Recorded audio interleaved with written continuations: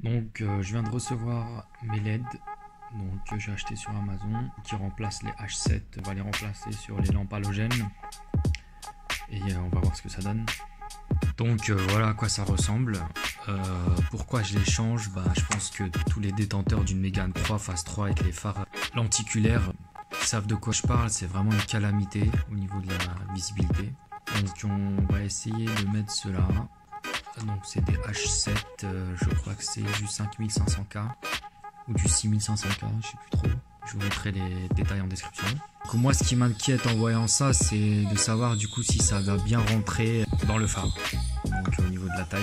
Et deuxième préoccupation, puisqu'on est sur du LED, des LED du coup qui consomment beaucoup moins déjà en puissance que les lampes halogènes.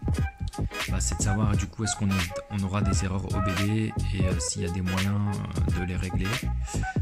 Du coup puisque la puissance n'est pas la même et je pense que les signaux de tension etc, en tout cas d'alerte, d'erreur, c'est sûrement pas les mêmes. Donc je vais lire un peu la notice et je vais essayer de les monter et on verra par la suite. Donc comme on peut le voir, ça éclaire pas trop et en plus il y a une discordance entre les LED en bas là et puis l'halogène en haut. Donc ça va faire du bien de tout changer. Je vous montre ça dès que j'ai monté. Donc assez simple, on va enlever cette vis là, celle-là là-bas et puis ça là à remonter pour enlever le phare.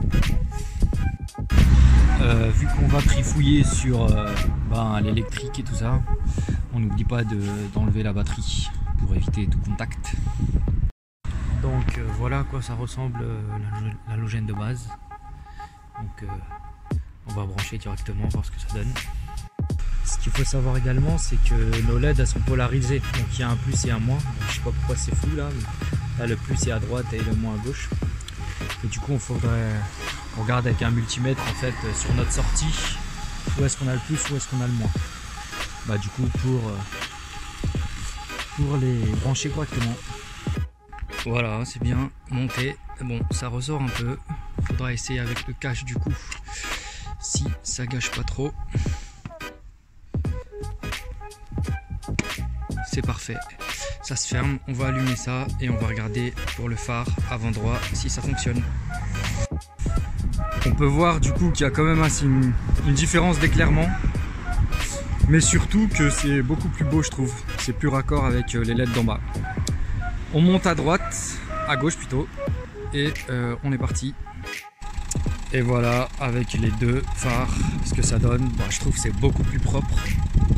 En tout cas, on est sur du blanc intégral, ça c'est top. Et après au niveau luminosité, ça a l'air d'être plutôt bien. Dernière chose à aller checker, si on a une erreur OBD sur le tableau de bord.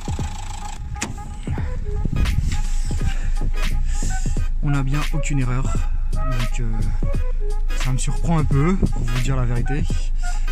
Mais du coup je vais voir au jour le jour s'il y a à un moment donné besoin de régler quelque chose et s'il y a une manip à faire, notamment aller dans les calculateurs pour baisser les seuils en fait d'alarme, j'essaierai de faire une vidéo.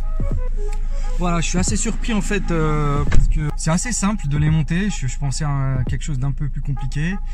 Donc comme je disais, les phares de la Mégane 3 lenticulaire, c'était vraiment pas beau, mais par contre assez facile à démonter. Donc ça, un bon plus pour cette Mégane 3 phase 3. Voilà ce que ça donne en termes d'éclairement.